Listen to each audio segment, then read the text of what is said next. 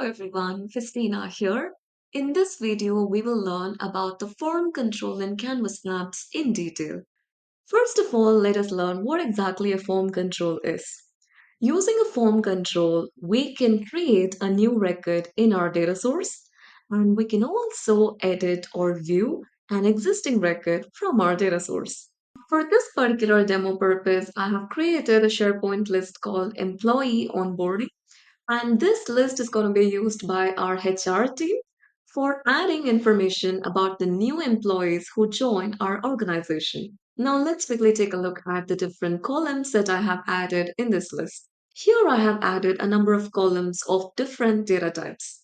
Employee onboarding is going to be the data source to which I'm going to connect the form which we're going to be creating in our app.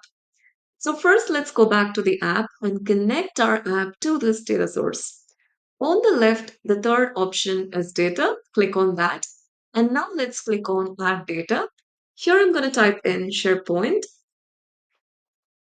And after I choose SharePoint on the right pane, we will be able to see the list of all the recent sites. We can also search for any specific site from here if I have the URL of that SharePoint site. So here I'm going to choose Festic because that's where our list is. And I'm going to choose Employee Onboarding and click on Connect. With that, our data source has been connected to our app, and you can see the success notification over here. Now, the next step is to go ahead and add our form onto our app. For that, let's go to the Insert menu and search for Form. Here you will see two types of forms. The first one is the Edit form, and the second one is the Display form. When you add the Display form onto your app, you can use that form only for displaying or viewing a record from your data source. You will not be able to edit data from the display form, and you will not be able to submit this form. If you would like to configure form in different modes, like you would like that to be in edit mode, you would like that to be in new mode, and you would like that to be in display mode, then go ahead and use the edit form. Otherwise, if you just want to have a form for display purpose, in that case, go ahead and use the display form. Now for our example, I'm going to add the edit form onto our app. The form has been added. I'm just going to expand it. And this form is not connected to any data yet. And we are going to be connecting this form to a data source. On the right pane, you can see a property called as data source. And when I click on that, I will be able to see the different data sources to which our app has been connected to. And I can choose the specific data source from which we're going to get our record to display in this form. In our example, it's going to be the employee onboarding list, and let's choose that. The form has now been connected to our data source, and you can see a number of fields being displayed here from our data source. Now, these are not all the fields that we had from our SharePoint list. To see the entire list of fields on the right pane, you need to click on Edit Fields. Once we click on that, you will see the fields that have already been added to this form. And in the top hand left side, you see something called as Add Field. Let's click on that. So once we click on Add Field, we will be able to see what other fields that are available in that SharePoint list. So for example, I would like to add the address and attachments. I'm going to choose from fields from here and add it to our form. I have chosen a set of fields and I'm going to click on Add. Once I click on Add, you can see that all of those fields get added to our form. Whichever new fields we added, you will be able to see them over here. And now I'm just going to collapse all of these fields. And here we have an option to rearrange our fields in the form. Here you can see that email is the first field that has been added in our form. And what we can do is, I'm going to move this title. All we have to do is drag and drop it above email. And here you can see that the title moves to the top of the form. This way we can drag and drop all of our fields to different locations in our form. When I hover over a particular field, we have the More Actions option on the right. And when you click on that, you can either select the control or you can move them up and down in the order of the fields in the form. So for example, I'm going to move the phone number down. Currently, you can see that it's over here. So when I click on Move Down, you can see that Date of joining moves here and phone number moves below that. I'm just going to quickly rearrange this form based on how I would like it to be. All right, so I'm done with rearranging the fields. Now there is an option to remove the fields if you would like to remove them from this form. Let's say that I would like to remove the attachments and HR name field from this form. So these fields are available over here. All I have to do is click on the More Actions option and choose Remove. And they get removed from our form immediately. I'm also going to do the same for the HR name. I'm going to click on Remove, and with that, it's gone. Now, this is the first step that you're going to do once you add your form, add your fields, remove your unnecessary fields, and rearrange them. Now, let's go ahead and expand the form that we have created. And when we expand that, you will see a lot of data cards inside it. So every data card has the field name underscore data card. So for every field that you have added onto this form, you have a specific data card associated with it. Now let me go ahead and expand this data card. So this is the data card for the email field which we had on our SharePoint list. And here we have it. This is the specific data card that I am referring to. And inside this data card, you have four controls. I would like you to think of data card as a container specific to a specific field from our data source. And in this case, this is the data card created for the email field. The first control that we will look at is the data card key. So the data card key refers to the name of the field which comes from our data source. And in our case, it is email. So this is just a text label which displays your field's name, and you can change it if needed. And next we have data card value. So data card value is the control which Power Apps has automatically added when creating this form specific to this field. So we know that email is a column of type single line of text. So for that specific data type column, Power Apps has added a text input control as the data card value for the email data card. And let me show you another data card. For example, let's talk about date of joining. This is another data card, and in this data card, you again have data card value. But when you click on that, it shows a date picker control. So Power Apps knows which control to be configured as the data card value for every field relevant to every data card. So depending on the type of column that you have, it creates a control for the specific data card. So that is pretty much about the data card value. And next, we have something called a star visible. Star visible is just a text label, and it's going to display an asterisk, which you see over here. If at all, this field has been set as required in our data source. For example, let us go back to our SharePoint list, and you can see that the title column has been set as required in our data source. So when your data field has been set as required, this star visible shows up over here. So even if you have not configured it in your data source, you can make such configurations in your app. For example, let us say that the email address has to be mandatory. All you got to do is click on the data card and this gets selected. And in the data card's required property, all you have to do is set this to true. But when I try to change this, it doesn't get changed because this is in read-only editor.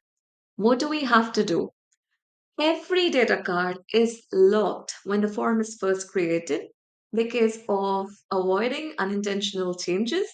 But what you can do is you can unlock your data card to change the properties in them. So in the right pane, when you go to advanced, you will see an option called unlock to change properties. Click on that. And with that, your data card gets unlocked and you can make changes onto the properties of your data card. Now I'm going to go ahead and change this false to true. And with that, you can see that the asterisk shows up and this field gets mandatory now. Let me show you how exactly this works. I'm going to click on this asterisk and let us go to the visible property of this asterisk. So when I go to the visible property of this text label, it checks the required property of the parent. The parent is our data card in this case. So for all four controls which is inside, email underscore data card is the parent. So if this data card is set to be required, this star visible shows up.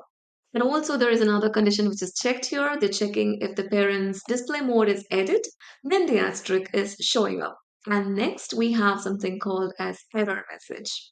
So error message is just a text label. For example, in this case, we have created a validation that the email field has to be mandatory and the user is supposed to fill in data for this field. Let's say the user has not filled in anything and they are trying to submit the form. In that case, the form does not get submitted and you're going to see an error message right below this data card value over here. So this is pretty much about the different data cards which are present in your form. Now on the right pane, you will see an option called as snap to columns. When you have set the snap to columns toggle to on, what happens is this form gets divided into as many number of columns which you provide over here. So you have different options like 1, 2, 3, 4, 6, 12. Now let me go ahead and choose 1. You can see that there's going to be one single column and all the data cards are stacked one below another. And now let us go ahead and choose 2. Here you can see that the form gets divided into 2 columns and based on that our data cards are arranged accordingly. And if I'm going to choose 4, you can see that it gets divided into 4 columns. So that is pretty much about snap to columns. When this has been enabled, your form gets divided into so many number of columns. Now, in our case, I would like it to be 2 because that looks better. So I am setting that to be 2. And below that, you have an option called as layout. Layout is a way of arranging our data card key and our data card value. When this has been set to vertical, the data card key is above and the data card value is below it, just how it looks like in this image. And when I'm going to change this to horizontal, it's going to be stacked one beside another, just how it shows up in this image. So here you have all the data card keys on one side and the data card values on the other side. So these are different ways of how you can arrange this. Now I'm going to share with you some amazing tricks which I learned from some of Riza Durrani's video content. The first one is about how you can edit multiple data cards or all of your data cards at a go. And this is going to save you a lot of time. Now I'm going to click on a data card on the left pane and click on the control key and choose multiple other data cards and then click on control A. With that, all of your data cards are selected at a go. Right now you can see that it has been set to 50 and I'm going to change that to 70 and you will see a significant difference in the height of every data card over here. So there is another hack that we can try. So let us say that we want to edit all of the data card values and data card keys at a go. In that case, when I try to do Control A, it's just going to choose all of the items within the data card. It is not going to choose controls from the other data cards. And to make that happen, what we're going to do is click on the form. And in the right pane, you need to choose the layout. Whichever layout it is currently on, we got to change that. So right now, as it is in horizontal, I'm just going to change it to vertical. And that's going to change it everywhere. And now I need to go ahead and click on the undo button in the top left corner of the screen. When I do that, you can see that all of the data card values and data card keys get selected in all of the data cards on your left pane. So now we can go ahead and change the font or the size of the font. So whichever common properties you have between these data card values and data card keys, you can go ahead and change those. So for example, now let us go ahead and change this to Career New. You can see that changes in all the data card keys and all the data card values. And I'm going to change the font weight to be bold and you will see the change applying everywhere. This really saves us a lot of time. That was just for our demo purpose. I'm going to go back to the original font and I'm going to set this back to semi-bold. So I'm going to be doing some changes before proceeding further. First of all, I'm going to change the theme of this app. So let us go to theme. And from this blue, I'm going to change this to office blue. And let's see the changes happening in the form. There you go. The form has been changed to the new theme. And also, I would like to change the layout of this form. I feel that it'll look better with the layout being vertical. So I'm going to change this to vertical right now. And with that, the form got changed to vertical. Now we're going to take a look at how we can resize the data cards that we have. For example, let us say that I would like to resize this title data card to span over the complete width of the form and occupy an entire row. So for that, all I have to do is I need to click on this and drag it over, and you can see that the title now occupies the complete row of this form. Similarly, you can do it for other data cards over here. For example, I have skills over here. I'm just going to expand it, and there you go. It occupies the complete row of the form. So that is how you resize your data cards. Now let us say, for example, that we would like our data cards to occupy specific width as per what we are setting. Let's say that I would like this to occupy around 60% of this row. I would like the employee ID to occupy around 40% of this row. So if you're going to try to do that, for example, let me expand it to this and leave it, it doesn't work that way. It doesn't even let me expand it. It only allows me to span over the entire row of the form. To achieve that, what we can do is we need to click on the form, and on the right pane, we need to switch off the snap to columns option, and now we can go ahead and try doing that. So now when I expand it, it expands over a particular amount. And when I minimize this, you can see that this occupies the remaining space in that row. So whenever you would like the form to automatically configure your data cards based on snapping to different columns, we need to switch on that option. If you would like to go for manual configuration of resizing of data cards in your form, we need to switch off the snap to columns option, and you need to do it all on your own. Now I'm going to do the same for the email and phone number. Let us expand this. And now I'm just going to minimize the width, and you can see that the phone number occupies the remaining space of this row. So I'm going to do the same for these three rows. And now I'm going to show you how we can change the behavior of a particular control. For example, let us choose the address data card. And here we have the control for the address field. So this is a single line of text column. And here a text input has been added. Now let us go to the form and click on fields. So when I do that, I can see all the fields which are present in this form. Now address is our field of interest. So let us open that. And here you see there is something called as control type. And here we have a drop down which shows the control type for this particular control. It says edit text. Let's say that I would like this to be a multi-line text. Then I'm going to change this from edit text to multi-line text. And with that, the control will get changed. So take a look at this control. Now I am changing this. And you can see that it changes to be a multi-line text after changing this control type.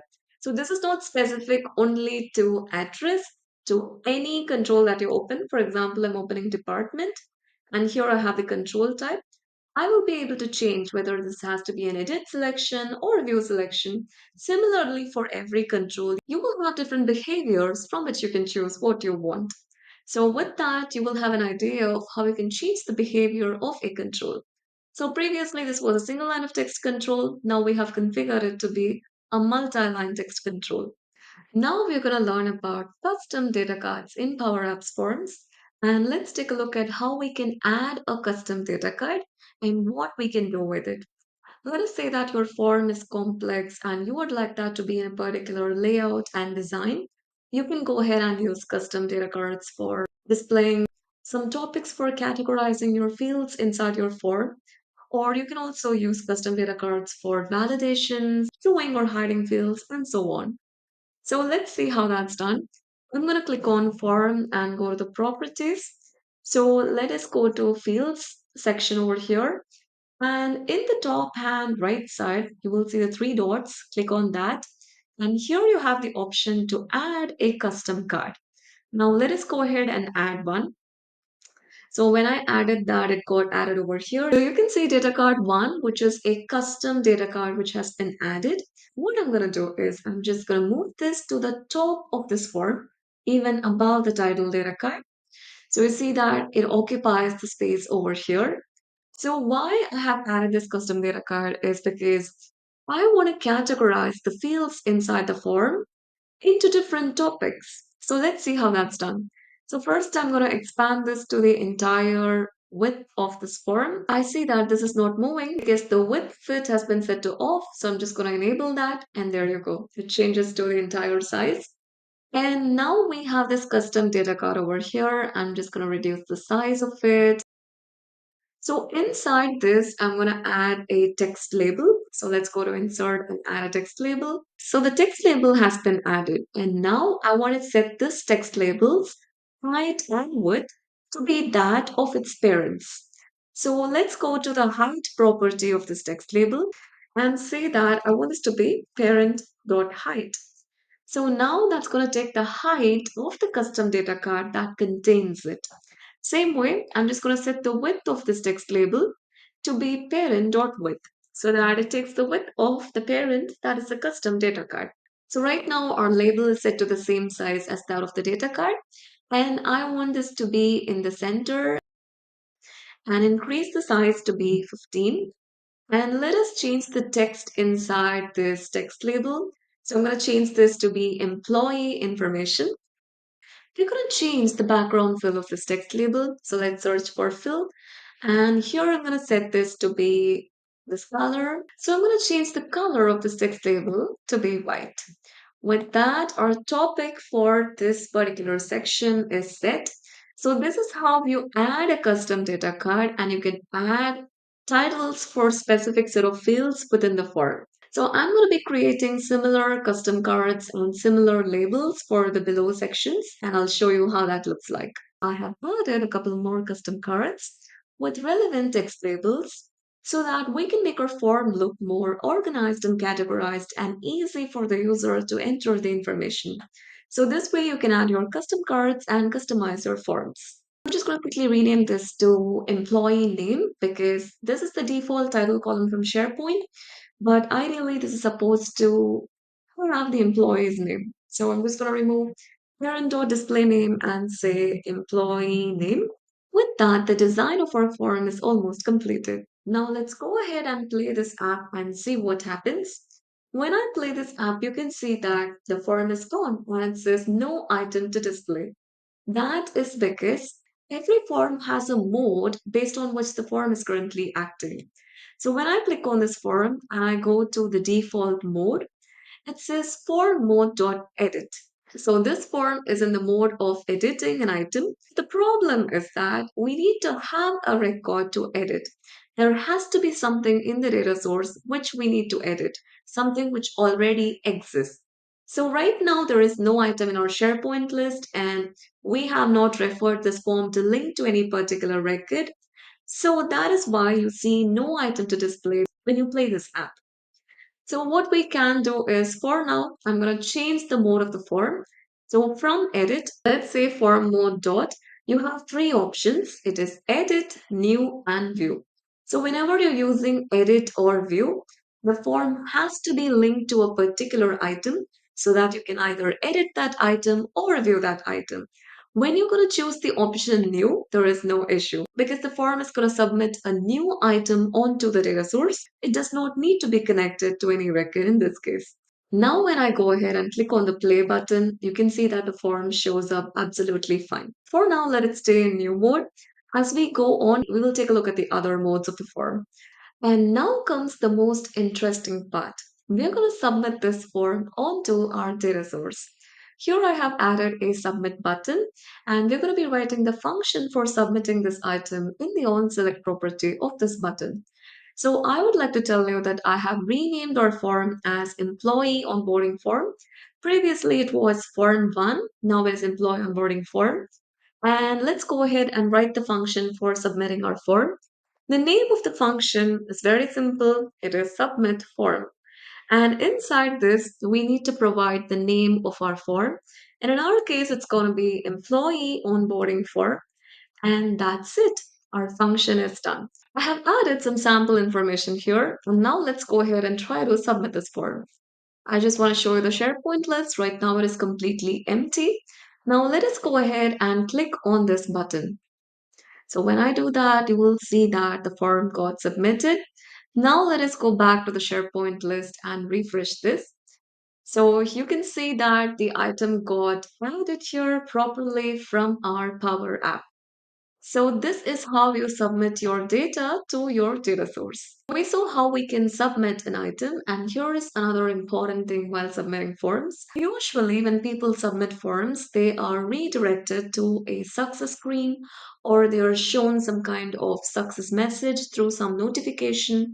Let's see how that's done. The common misconception is that when they are submitting the form, like on the submit button, they directly write the function here for notifying the success message. That is not recommended at all because sometimes your form might not get submitted. There could be a failure. But if you're going to add the function for notifying in the on select property of the button, that's going to send a wrong message to the user that the form has been submitted. So the best way to do that is, yes, I'm going to tell you. There are three important properties called on success, on failure, and on reset. So, on success is the property where you're supposed to be writing that. So, this means when the form has been successfully submitted to the data source, what are all the actions that you want to happen? You write it in the on success property of this form. Similarly, if you want to show some kind of notification for failure, you need to put up those actions in the on failure property of the form. And you have an on reset property. So when we are resetting the form, we can set the relevant actions which are supposed to happen on the reset of the form in the on reset property of the form. The on success property of the form, we're going to set up a notification. For that, you need to use the notify function. And here we're just going to say that this form has been successfully submitted. So there you go. And the second parameter is for you to define the type of notification. Like if you're going to give notification type dot success, then the notification will show up in a green color. If it's going to be error, it shows up in a red color. And for common ones, it's going to show up in gray color. So I'm just choosing success and we will close it. So when this form gets submitted successfully, we're going to see the notification. Something which you would have seen is that once the form got submitted, this entire form became no item to display. So to avoid that from happening, what you can do is once you submit the form, you can reset the form. So when you reset the form, what happens is it gets set back to the default mode of the form. It goes to that state. So this time when the form gets submitted, you will not see the blank form then it's done. It'll get reset to be a new form again. So let's go ahead and try that. Here I have added another employee's information and let's go ahead and try to submit this item. So let's click on the submit button. You can see that it goes on and here you see the notification that this form has been successfully submitted. Now we can be sure that the form has been submitted successfully because we wrote this in the on success property of the form. Now let's go back to the SharePoint list and do a refresh. And you can see that the item has been properly added onto the SharePoint list. And another one which I want to highlight is that this time when we submitted, you saw that this got reset to a blank new form. That's because we set the reset form function, which resets it back to how it's supposed to be in the default mode of the form. Similarly, you can write actions in the on failure property and on reset property based on the relevant instances. There is another thing that we can do while submitting form. We can also navigate the user to a separate success screen. And let's see how that's done. I have created another screen for showing the success message. And this time I have removed the notify function. And in the on success property of this form, I'm just going to navigate to the other screen. Let's write the navigate function and choose the target screen, which is the success screen. And I'm just going to say screen transition dot fade for transitioning to that screen. So that's it, we're done. And now let's go ahead and try to submit another employee's information over here. Here I have another employee's information. The employee's name is Darius, and I'm going to submit this information over here. Now let's click on submit and let's see what happens. So you can see that when the form got submitted successfully, we got navigated to another screen which we have specifically for showing the success message. So this is also something which you can do while creating forms. So right now you know how to submit a new item to your data source. Now let us learn how we can edit an existing item from our data source. Let us go to this form's default mode. Currently it is set to form mode.new. And we have two other options. It is .edit or .view. Now I'm going to change this to form mode.edit so that we can edit an existing item from our data source. Now the form mode has been changed and we need to configure the record which we're going to edit in this form. And the place where you can do that is the item property of the form. Let us go to the item property. Right now it is blank.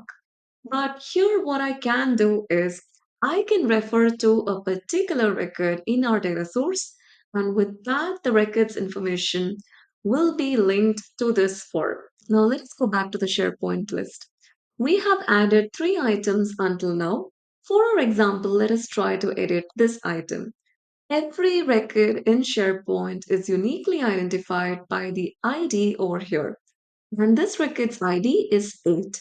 So I'm just going to do a simple lookup in our form and refer to this record. So let's see how that's done. In the item property of the form, I'm going to do a lookup, and the first parameter is the source, which is our SharePoint list. That is the source of our record. So I'm going to say employee onboarding. That's the name of our SharePoint list. And next, we need to provide the condition ID equal to 8. So that is the record which we are going to look up for. And with that, I'm closing this lookup function. The record which has ID as 8 is connected to our form now. And we can see all the relevant fields in this form. So right now, let us make some changes in this and see how that works. So currently, you can see that the employment type is empty for all three records. So I'm going to set the employment type as full-time for Darius and let's click on submit. Once I do that, the form has been submitted successfully. Let's go back here and do a refresh. So here in the employment type, you can see that full-time has been updated to the existing item in our data source. When you set the mode of your form to edit, you are able to edit an existing item. Now let us take a look at one of the most important properties of data cards in our form. I have chosen the employee ID data card over here. And in this data card, there is a property called update. So update is the property which defines which value is going to get saved to the field relevant to this data card. When the form was created initially, our apps automatically added a data card value relevant to this particular data card. And in this case, it is a text input. The update property of every data card is configured in such a way that it refers to the data which is present in the data card value relevant to that data card. So in this case, the update property has been configured to refer to the data which is present in this text input. This is how the value from your data card is getting saved to your relevant field in your data source. So this is something which you need to know. You can change the value which gets saved to your data source. For that, first, let us go ahead and unlock this data card. And right now you see that the employee ID is written as 68000. Now what we're going to do is I'm going to go to this update and remove that completely. I'm just going to say 12345. So let's assume that this is another employee ID. And now when I'm going to submit the form, you will see that whatever value I am specifying in the update property, that is the one which gets saved to the relevant field in our data source. So let's play and check it out. So now let's go ahead and submit it. Once I submit it, you can see that the form has been submitted. Let's go here and do a refresh. And on refreshing, you can see that the employee ID is 12345. So the 68000, which was present in this control, was not taken into consideration when saving the value to the field. So here I want you to remember something. Whatever controls you put up inside your data card, it really doesn't matter unless and until you have configured the update property of the data card properly. Whatever value you mention in your update property, that is the one which is going to be saved to the relevant field in your data source. So make sure that you have the correct controls value in the update property. So there is another one which I want to talk about. Inside your data card, you have the default data card value which has been provided when the form got initially created. But it doesn't mean that you should only get your inputs in those controls. We can add our own controls and connect that to the update property of the data card.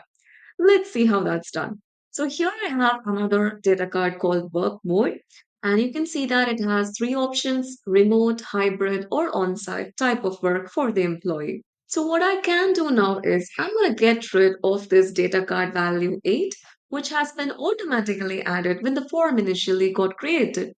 So let's unlock this and let's just delete it. So I can see a couple of errors here. We can fix that a little later on. And inside this, I'm going to add a radio button. So let us add radio. I'm going to set the layout of the radio buttons to be layout.horizontal and let us expand that. And here I need to provide the different work modes which are supposed to show up. So for that, I'm going to go to the radio buttons items property. Here, instead of the radio sample, I'm going to choose the choices which are supposed to be showing up for the work mode column. So I'm going to give choices, and inside choices, we need to mention our data source, which is employee onboarding SharePoint list. So let's give an employee onboarding. Now just give in the dot and provide the name of your column. In our case, it's work mode. I'm just going to close that.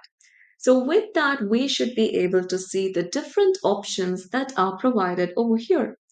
So when I expand that, you can see the three options, which are the choices of the work mode column. Now let me quickly go ahead and fix the errors here. So instead of this data card value 8, which we had deleted, I'm just going to give radio 1. And again, I'm going to give radio 1. With that, that error will be clear. And there is another one, which is the error which shows up in the update property of this data card. Since we got rid of the data card value 8, let us remove that. And here we're going to mention the value which we get from the radio options. So let's say radio 1 dot selected. And that's it. So we have deleted the default data card value. We have added our own control inside, and we have configured this controls value in the update property of this data card. So now let's go ahead and see how that works. So currently you can see that for Darius, the work mode is empty. Now let's go back to our form. I'm just going to remove the on success property for now, just commenting it out. Now I have chosen the work mode as remote for Darius, and let's click on submit. So the form has been submitted and a reset form has happened here. Now let's go back here and do a refresh on the SharePoint site. And you can see that the work mode has been updated as remote in the record of Darius. I just want you to know that you can create your own controls inside your data cards. You can configure them to be saved to your SharePoint list field based on the update property of your data card. There is another one which I want to talk about. While working with forms, you may have situations where you need to show or hide some data cards based on other values. For example, let us talk about the work experience section here. Let us say that this person has no previous work experience. In that case, I don't think it's relevant to get the previous company name or the years of experience. So we can hide these in that scenario. So first I'm going to choose this toggle. It's set to off and on. Let us first change that. I'm going to change the false text of this toggle to be no. So that is the one which is going to show up when the toggle is off. And there is another property called as true text. And let's go to the true text and say yes.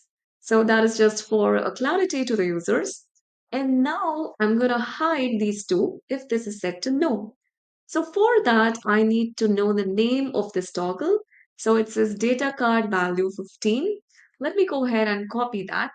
And now let us click on this data card for years of experience.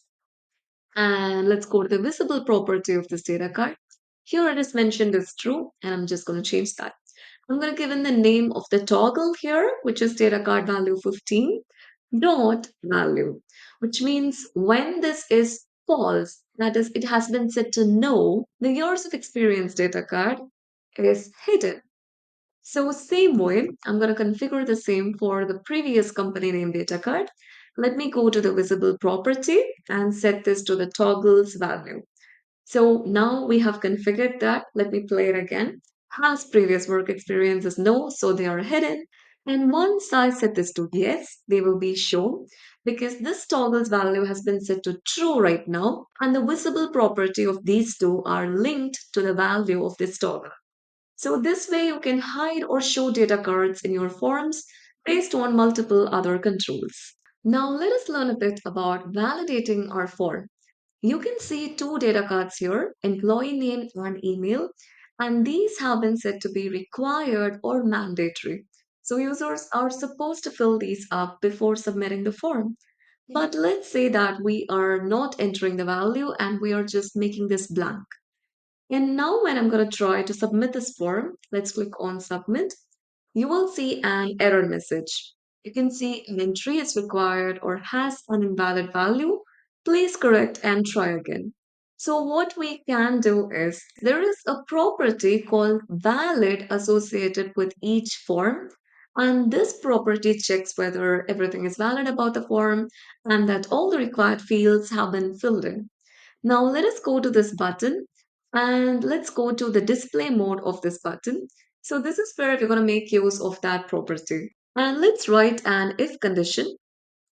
If, and let's give in the name of the form, which is employee onboarding form, dot, and here you should be able to see the property called valid. Let's choose that. So if this form is valid, then we're going to say display mode.edit, which will allow the user to submit the form by clicking on the button. Otherwise, it's going to be display mode.disabled. So users will not be able to submit this without this form being valid. Now let me go ahead and play this. So here you see that everything is fine so far. All the mandatory fields are filled in. And now let me go ahead and remove this. The moment I remove this, you will see that the button has been disabled because the form is not valid right now. So now when I'm going to fill this back, Darius at festech.com, you can see that when this is not blank and I started filling this, the button gets enabled. So this is a way to validate your form and disable or enable your button while submitting it. The next property which we're going to learn about is the unsaved property. There are times when people might make changes in a form and they might forget to submit it. They might move on to another screen or go back to the home screen. To avoid that, this unsaved property is going to be very helpful. Let's see how we can use that. I have created a text label over here which says this form has unsaved changes. And this text label is going to show up whenever we are making changes in the form and the form has not yet been submitted. So for that, we are going to go to the visible property of this text label. And here we need to mention the name of the form, which is employee onboarding form, dot. And here you have the property called unsaved. So if this property is true, this label is going to be visible. And if it's false, it's going to be hidden. And now let's go ahead and play this. Currently, it is in the default edit mode, referring to the Darius record. And I'm going to be making some changes to this right now. So let us just add the state in the address. So I'm going to be saying Tamil Nadu. And once I do that, you can see that this form has unsaved changes label being displayed. This is because the data in the form currently is not equal to the data of the form which was there in the default mode, which means that we have made some changes in this form and we have not yet submitted that. Now let's go ahead and submit this and see what happens. Once I submit that, this label is hidden. Because it is no longer unsaved, you have saved it. So anytime you want to make change like that, I'm going to remove it, the label shows up. And when I change it back to how it was in the default mode, once I add the M in the email, you will see that this label disappears. So it has to be exactly like how it was in the default mode, or if there has been any changes, you're going to see that label showing up based on the unsaved property of your form. So far, you know that the default mode of the form can be in three different modes. It could be edit, new, or view. And the default mode decides how a form behaves by default when it is displayed. Or when you are resetting the form, it's going to go back to the default mode. And now we're going to learn how we can switch between these modes while working with the form. Currently, you can see that the form mode has been set to edit. But that doesn't mean that it has to stay in the edit mode all the time. We can switch this to a new mode and let's see how that's done. Here I have created a button called new form, and this is where we're going to change this form to be a new form. And for that, there is a function called as new form. So let's try that. I'm going to give in new form. And inside this, we need to provide the name of the form, which is employee onboarding form in our case. And I'm going to give the closing parenthesis. So that's it about the new form function. Now let us go ahead and play this app. Currently, you can see that the form is displaying the information about a particular record. And when I click on this, the form switches to a new mode and all of the information is removed from it. Now let us go ahead and see how we can switch it back to the edit mode. Here I have another button called edit form. And in here, I'm going to write a function called edit form. And inside this, we need to provide the name of the form. So let's give in employee onboarding form. So that's it. And now when I'm going to click on this button, you will see that this new form changes to be an edit form. So let's click on this and you can see that it again shows information about Darius. So the same way, you can also configure this form to be in a view form. And I have another button here for that. Here, let's go ahead and write view form of the form name, which is employee onboarding form. And I'm going to close that. So let's go ahead and play this. And when I click on view form, everything is going to be changed. You will not be able to edit the information anymore. It's just a view mode. You can read the information in the form. This is not properly formatted, but I guess you get the idea. This is how you can change this to be a view form. And finally, we have the reset form. So when I am doing a reset on the form, it changes back to the default mode. Now let us check the default mode. The default mode is form mode.edit. And in the item property, we have configured a particular item to be referred to, which is Darius's record. Now let us go ahead and write the function for the reset form. Reset form of the form name, which is employee onboarding form. That's it. Now when I play this and click on this, it has to change to the edit mode. That is pretty much about how you can switch between different modes of your form.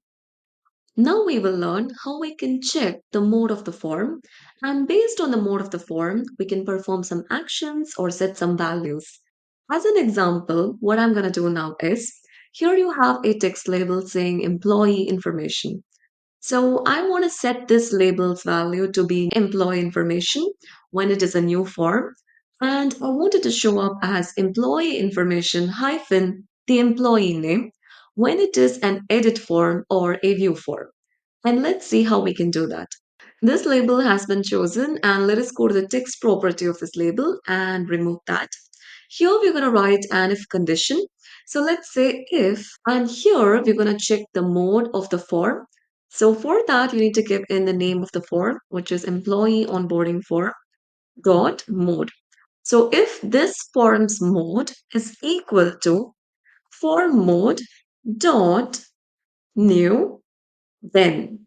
So what we have written here is if the employee onboarding forms mode is equal to form mode.new, then we're going to set this to be employee information. Otherwise, I want a different text over here. And for that, I'm going to use a concatenate function. So let's say concatenate, and here inside, let us provide employee information, comma, and here I need the name of the employee. So for that, we're going to do this item dot title. And with that, we will be able to get the name of the employee. I'm going to close if condition. So that's it. Right now, the form is in edit mode. And that is why you see this concatenated result of employee information hyphen Darius. And if this is going to be a new form, then we're going to see employee information. Let's try that out. So currently this is in the edit mode. Now I'm going to go ahead and click on new form and let's see what happens. Here you can see that the label has changed and the mode of the form has changed. Now again, when I'm going to click on edit form, you can see that this has changed again. So this way, by checking the form's current mode, you can do a lot of actions. You can show or hide data cards or fields. You can set some values. All of that is possible. So all you have to do is give it like form.mode equal to form.mode.new or form.mode.edit or form.mode.view. So these are the three options that you have to check the mode of the form. Here I have created another screen, and in this screen I have added a gallery, and this gallery is connected to our employee onboarding SharePoint list. This is configured in the items property of the gallery. Inside the gallery, I have added a couple of labels connecting to the employee's name, which is in the title field, and the employee's employee ID, which is in the employee ID field of this data source. And here I have added another icon for transitioning to another screen. So the gallery is ready. Now we're going to see how we can connect this gallery to our form. Currently, in the item property of the form, we are looking up for an item which has the ID as 8. Now we're going to change that. So let us get rid of that. We want to connect this to the gallery and display the item which has been selected in the gallery. For that, all you have to do is provide the name of the gallery, which is gallery 1, dot selected. So whichever item has been selected in the gallery, that item is going to be connected to this form and displayed in this form. Now let's see how we can do that. So in the form, we have made the configuration and let us go back to the gallery. We need to do some configurations in the gallery as well. So when we transition to the home screen, we need to make sure that the form is in edit mode and not view mode. So we need to write the edit form function over here. Let's first write that edit form of employee onboarding form. With that, our form will be set to be in the edit mode. And next, I need to navigate to the home screen to see our item. So let us write a navigate function. Navigate to screen 1, which is the home screen. And that's it. So with this, we will be able to see the item which we have selected here in the home screen's form. Now let me go ahead and play this. Right now, let the first record be selected and let us go ahead and click on this. When I do that, we go to the home screen and we are able to see all the information relevant to Antaniraj. Now let me go back to screen 2 and this time I'm going to choose Roshini. So when I click on that, it transitions to the home screen and we are able to see Roshini's information in this form. So depending on whichever item you choose from the gallery, you will be able to connect it to the form this way. In this section, we're going to learn about how we can get the information about the last submitted item from the form. There is a property for that, and the property is called LastSubmit. So in this text label, I'm going to provide the form's name, which is employee onboarding form, and given a dot, and you will be able to see a property called LastSubmit. Choose that. So what this does is this refers to the last item which got submitted from the form. And once you're given a dot, you will be able to see all the fields relevant to that item and you can pick any of that. For example, I want to choose the title which displays the employee's name and I should be able to see the one which got last submitted. Right now, there isn't anything because I did a reset on this form. So whenever you are submitting the form and you are doing a reset form, you will not be able to get this information. So if you would like to get the last submitted information, make sure that you do not reset your form. Now let us go ahead and play this. And I'm going to click on the submit button. So here you will see that this information about Roshini got submitted and the name of the employee is being displayed here. And it's not just this, we can access any field relevant to that item. So for example, let me go ahead and choose the employee ID. We'll be able to see that. In the on success property, I'm going to do a reset form of this employee onboarding form. And in that case, when I am submitting this, you will no longer be able to access the last submit property. So let's do a submit again. And there you go, that goes blank. So make sure to not reset your form if you're going to use the information from the last submitted item.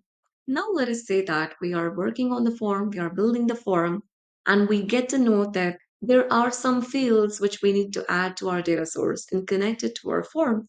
How do we do that? So let us go back to our SharePoint list and give an add column. So maybe we need to create a field to get information about the HR who is doing the onboarding process.